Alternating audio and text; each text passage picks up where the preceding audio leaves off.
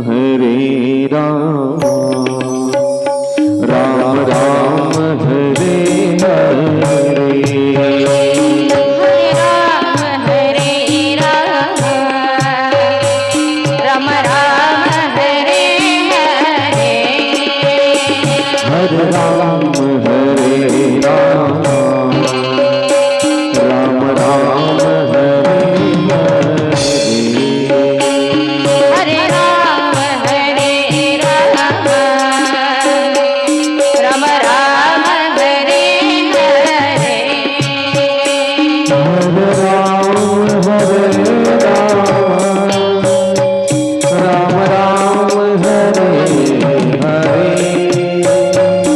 हरे राम हरे राम राम हरे हरे हरे कृष्ण कृष्ण हरे हरे हरे कृष्ण हरे कृष्ण कृष्ण हरे हरे हरे राम हरे राम राम राम हरे हरे हरे राम हरे राम राम राम हरे हरे हरे राम हरे राम राम राम हरे हरे हरे राम हरे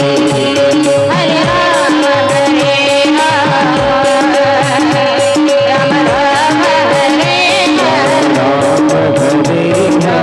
राम हरे राम हरे राम राम हरे राम राम हरे कुंडलीकवर हरी विठ्ठल श्री ज्ञानदेव चला श्रोते मंडळींना विनंती, जसे आले तसे पाठीमागे बसत चला. आज आपल्या रामकथेचा तिसरा दिवस आणि तिसऱ्या दिवसाच्या दुपारच्या सत्राला, दुपारच्या कथेला आपण सुरुवात करत आहोत. सकाळी आपण गोड प्रभू श्री रामचंद्रांची कथा ऐकली. राम जन्माचे आपण कारण पाहत होतो. 5 कारण सांगितले मी, त्यापैकी 3 कारण विस्तारानं सांगितले आणि आता बाकीचे राहिलेल्या गोष्टी आपल्याला सविस्तर पार्श्वभूमी पाहायची आणि प्रभू श्री रामचंद्रांच्या जन्मापर्यंतची कथा आपल्याला ऐकायची आहे. हो, 3 कारण पाहिले.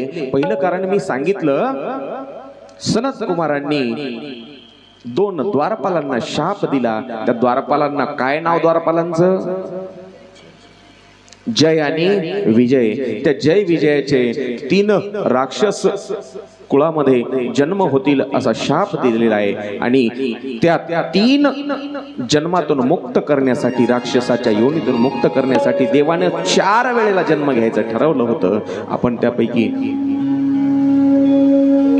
एक रावण आणि कुंभकर्ण ही जी जोडी जन्मली, तिला मारण्यासाठी रामदेव होतो. दुसरं कारण मी राम जन्माचं सांगितलं. ते दुसरं कारण कोणतं सांगितलं? एक पतिव्रता स्त्री सांगितली. पतिव्रता स्त्री आणि तिच्या पातिव्रत्यामुळं पतीची ताकद वाढली आणि देवतांना त्रास दिला. त्या जालंधरानं आपण त्या वृंदेची देखील कथा ऐकली. वृंदेची देखील. तिसरं कारण मी सांगितलं, देवाच्याच एका भक्तानं श्राप दिला. देवाच्याच सर्वश्रेष्ठ भक्त ज्यांनी नारदीय भक्ती सूत्र लिहिलं आणि नवविधा भक्ती जगाला सांगितल्या. नवविधा भक्ती काय? नवविधा भक्ती म्हणजे भक्तीचे 9 प्रकार. ते भक्तीचे 9 प्रकार सांगत बसणार नाही मी, कारण मला माझीच कथा भरपूर सांगायची आहे. 9 प्रकारच्या भक्ती जगाला ज्यांनी दाखवून दिल्या, त्याच भक्तांना, त्याच नारदानं देवाला शाप दिला. हो, माझं तोंड माकडाचं केलं का? याच माकडाची एक दिवस तुला मदत घ्यावं लागेल देवा. अरे हो, लय मोठा कपटी आहे तू, लय मोठा कपटी. हो, किती कपटी. पहा, देव सगळा सूत्रधार तोय. हा खेळ आहे त्याच्यासाठी सगळा. कर्मना म्हणून त्यानं हे सगळं जगत निर्माण केलं आणि त्यानं चालवलेला हे खेळ आहे. देवाला नारद म्हणले, अरे देवा, रात्रंदिवस भजन करायलो, एखादी तरी चांगली गोष्ट आमच्या वाट्याला येऊ दे. फक्त एकच स्त्री आवडली, ती सुद्धा घेऊन पळाला. अरे किती कपटी, तुझ्याजवळ का बायका नाहीत का? चांगल्या चांगल्या सगळ्या गोष्टी तुलाच राहावं वाटतात म्हणलं. ही विश्वमोहिनी तुलाच, रुक्मिणी तुलाच, अजून सगळ्या 16,107 रुक्मिणीला धरून 8 समुद्र मंथन करायला लावलं तूच. समुद्र मंथनातून जे काही रत्न निघाले चांगले चांगले तूच पळवले. सगळ्या चांगल्या गोष्टी तुला, कौस्तुभ म्हणे तुला, लक्ष्मी निघाली तुला, अमृत सुद्धा तू कपटानं देवाला पाजला म्हणला. दारू पाजली राक्षसांना आणि अमृत पाजलं तुझ्या बाजूच्या देवांना. किती छली आहेस तू, माहित नाही का आम्हाला? नारदांना शाप दिला. आणि असे मिळून आपण 3 कारण पाहिले. आता 4थं कारण तुलसीदासजी सांगतायत. तुलसीदासजी ग्रंथामध्ये सांगतायत, शंकरजी पार्वतीला कथा सांगतायत आणि याज्ञवल्क्य ऋषी भारद्वाजजींना प्रयागराजच्या ठिकाणी कथा सांगत आहेत. तीच कथा आपल्या इथे पवित्र पावन भूमी हडोळी येथे चालू आहे. तीच कथा मी तुम्हाला तुलसीदास कृत तुलसी रामायण सांगत आहे. स्वयंभू मनू आणि शतरूपा. ब्रह्मदेवानं ज्या स्वयंभू मनूला पृथ्वीवर संतती वाढवण्यासाठी जन्माला घातलं, त्या स्वयंभू मनू आणि शतरूपेनं अतिशय खडतर तप केलं. खडतर तप, हो खडतर तप केलं नैमिषारण्यामध्ये. आणि भगवंत प्रसन्न झाले. भगवंत प्रसन्न झाल्याच्या नंतर देवानं सांगितलं, काय मनू, कशासाठी ही खडतर तपश्चर्या? तेव्हा मनू आणि शतरूपेनं एक मागणं मागितलं देवाकडं. देवा, पुढच्या जन्मामध्ये आमची इच्छा आहे तू आमच्या पोटी जन्म घ्यावास. मनू आणि शतरूपेनं दोघांनी हात जोडले आणि देवाकडे मागणी केली, देवा पुढच्या जन्मी आम्हाला तू पुत्र म्हणून पाहिजे. शत्रुपेनं हात जोडून विनंती केली, मला मातृत्व दे, मला मातृत्व हो, मला आई व्हायचे तुझी. देव म्हणले तथास्तु. बस मनू महाराजांना हात जोडले पुन्हा, देवा माझी अजून एक मागणी. म्हणले सगळ्या मागण्या पूर्ण करतो. म्हणले वचन, वचन, तुझ्या वियोगानं मला मरण यावं, तुझ्या वियोगानं, तुझ्या वियोगात माझा देह पडावा. अशी काय मागणी म्हणू?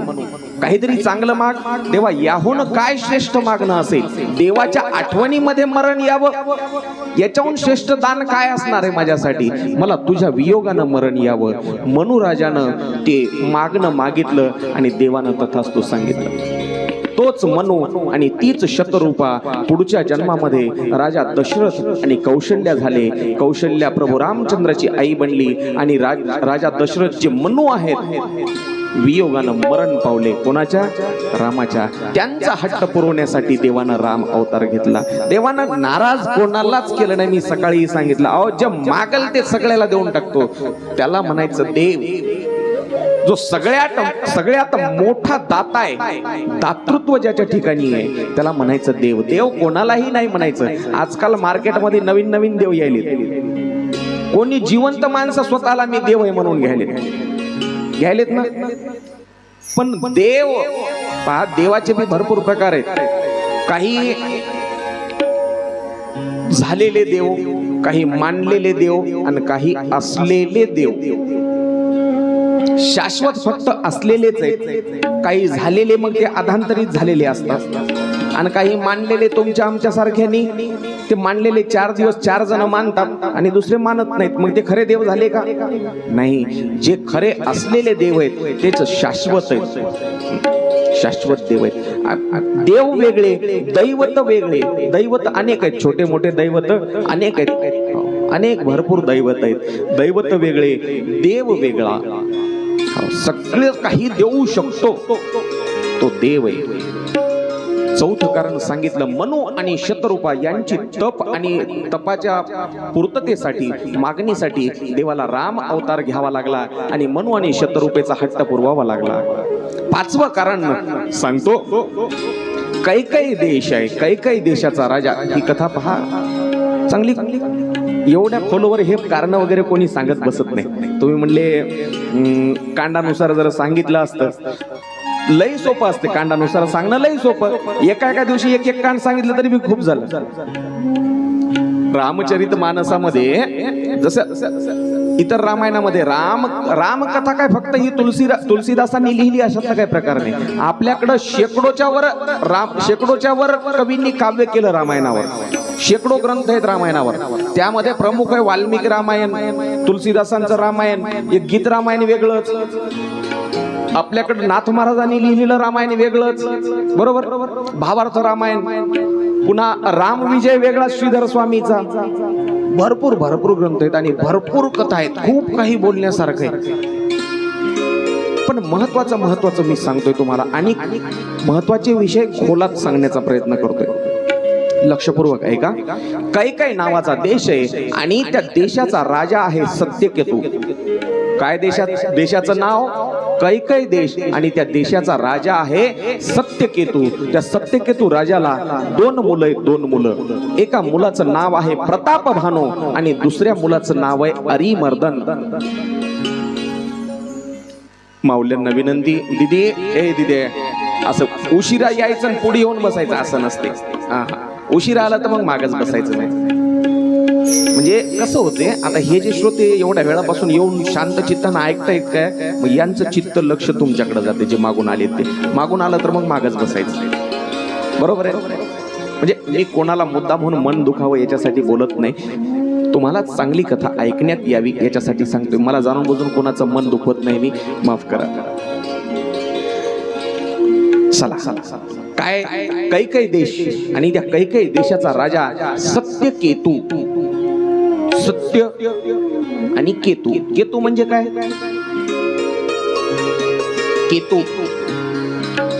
केतू म्हणजे ध्वज. ध्वज कळाला? सत्यकेतू म्हणजे सत्याचा ध्वज, सत्याचा झेंडा, म्हणजे सत्यानं चालणारा, नीतीनं चालणारा, धर्माचं प्रतीक म्हणजे तो सत्यकेतू राजा.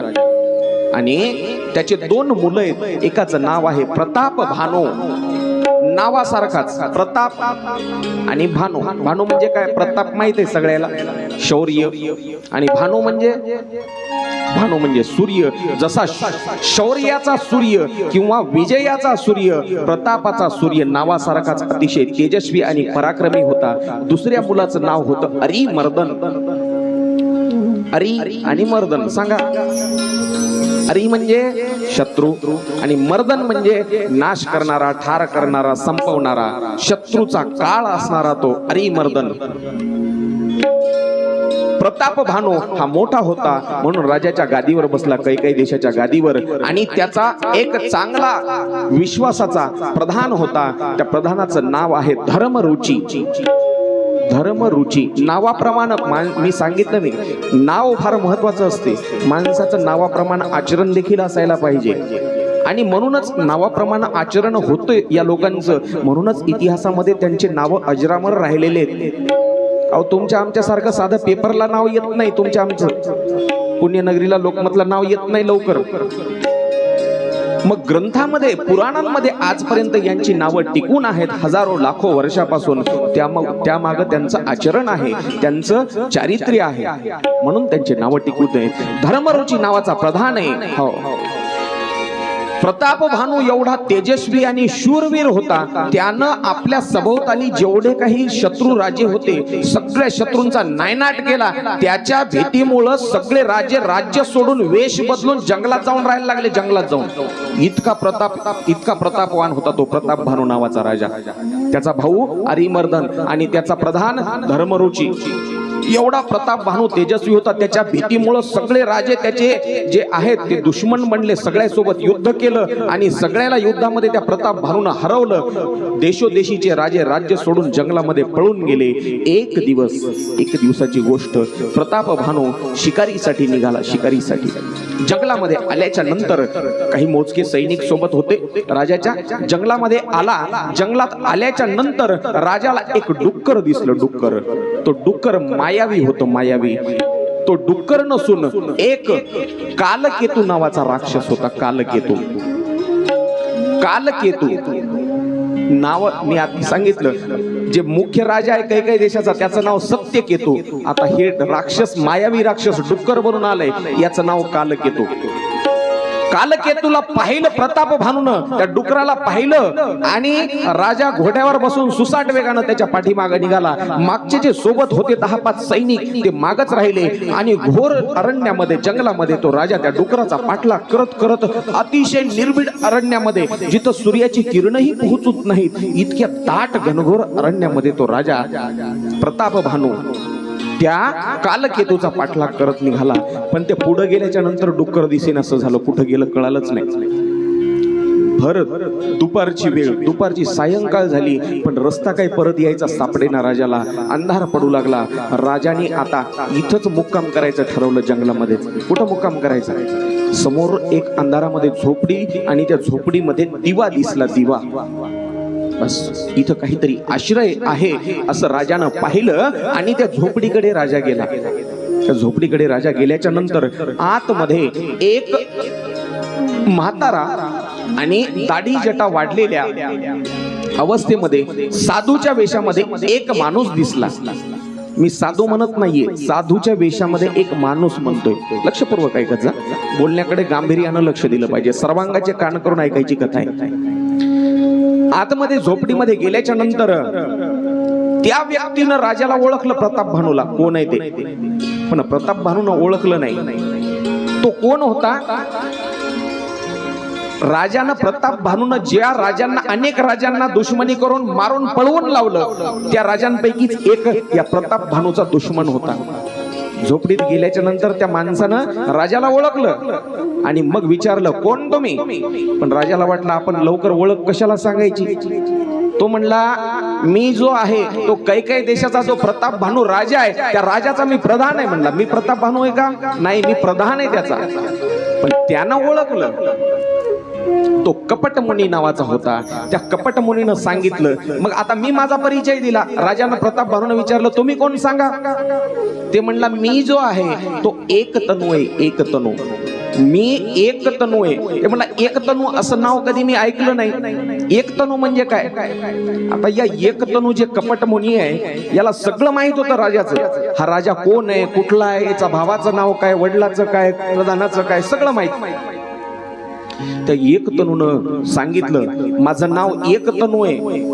हजारो लाखो वर्षापासून माझा हाच देह आहे. म्हणला, मी अजून मेलो नाही. हजारो नाही, लाखो वर्ष झाले हेच शरीर आहे. अजून जीर्ण झालंय पण मी टाकलं नाही. म्हणला, शरीर तू त्या कैकेय देशाचा प्रधान नाहीस. मी सांगतो राजा, तू प्रताप भानू नाहीस. राजाला वाटलं खरंच याला कळते काय की साधू आहे. तू प्रताप भानू आहेस, तुझ्या प्रधानाचं नाव धर्मरुची आहे. तू प्रताप भानू, तुझा प्रधान धर्मरुची. तुझ्या भावाचं नाव सांगा, अरिमर्दन. आणि तुझ्या वडिलाचं नाव सत्यकेतू. आणि तू कैकेय देशाचा राजा आहे. राजाला एवढं सगळं सांगितलं. बस राजानं हातच जोडले, महाराज तुम्हाला सगळंच कळते की? बस मी आजपासून तुम्हाला गुरु मानलं. म्हणलं, आजपासून गुरु. लवकर विश्वास ठेवायचा नसते कोणावर, घात होते, घात. बस राजानं विश्वास ठेवला आणि राजाचा घात झाला. मी आजपासून तुम्हाला गुरु मानले. बस गुरु मानलं ना. त्या एक तनू त्या कपटमुनीनं विचारलं, मग मला आता गुरुदक्षिणा पाहिजे. काय देऊ शकतोस? तुम्ही मागाल ते देईल. मागाल ते 1000 ब्राह्मणांना जेव घाल. मला काय हरकत नाही. उद्या सकाळी मला राजवाड्यात फक्त पोहोचू द्या, राजवाड्यात जाऊ द्या. तुम्ही म्हणाल त्या वेळेला मी 1000 ब्राह्मणांना जेव घालतो. म्हणले, तुला आत्ता पोहोचवतो राजवाड्यात, आत्ता पोहोचवतो. मायावी होतं ते एक तनू, हा कपटमुनी. बस तू झोप म्हणला फक्त. राजा प्रताप भानूला तिथं झोप लागली त्या झोपडीमध्ये. आणि झोपेतच त्याला त्या कपटमुनीनं कैकेय देशामध्ये राजवाड्यात आणून ठेवलं. बस भल्या पहाटे राजा उठला आणि या कपट मुनीनं वेश बदलला. सोबत काही मायावी राजे घेतले आणि राजवाड्यामध्ये आला. राजवाड्यामध्ये आल्याच्या नंतर वेश बदलून आला आणि स्वयंपाकी आचार्याचा वेश घेतला. 1000 ब्राह्मणाला राजाने आमंत्रण दिलं.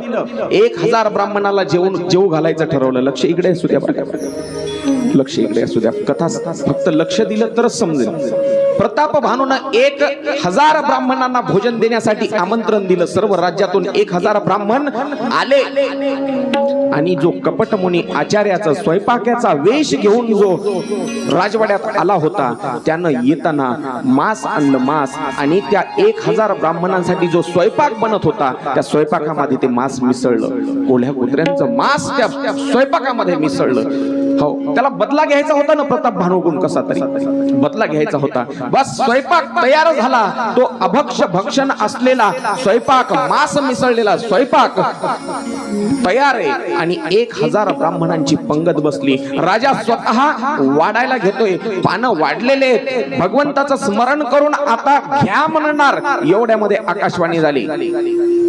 हे ब्रह्मवृंदांनो, काय करताय तुम्ही? मांस मिसळलेलं अन्न खाताय. सगळे ब्राह्मण ताटावरून उठून उभे राहिले. मांस मिसळलेलं. सावध व्हा, राजा तुम्हाला कपटाने मांस खाऊ घालतोय आणि धर्म भ्रष्ट करतोय. तुम्हाला धर्मच्युत करतोय, धर्मापासून दूर करतोय. सावध व्हा, हे अन्न खाऊ नका. ब्राह्मण उठून उभे राहिले. काय राजा, तुझ्या मनामध्ये असं कपट?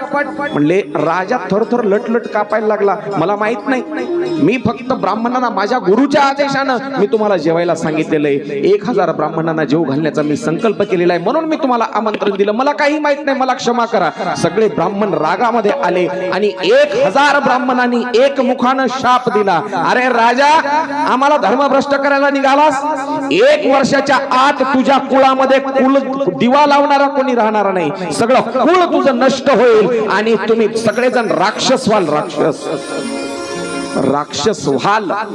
हा प्रताप भानू राजाला मिळालेला 1000 ब्राह्मणांचा शाप, तो शाप खरा ठरला आणि पुढच्या जन्मामध्ये 1 वर्षात त्या प्रताप भानू राजाचं सर्व कुळ संपलं. सत्यकेतू राजाचे 2 मुलं अरिमर्दन आणि प्रताप भानू दोघेही युद्धामध्ये मारले गेले आणि पुढच्या जन्मामध्ये तोच प्रताप भानू राजा आणि अरिमर्दन दुसऱ्या जन्मामध्ये रावण आणि कुंभकर्ण झाले.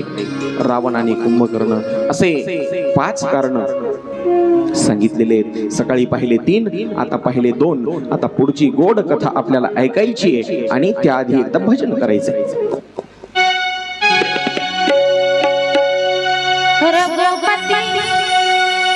भजन म्हणलं की सर्वांनी मोठ्या प्रेमाने टाळी वाजवून बरं का. विठ्ठल माझा माझा. दादा इको द्या मला.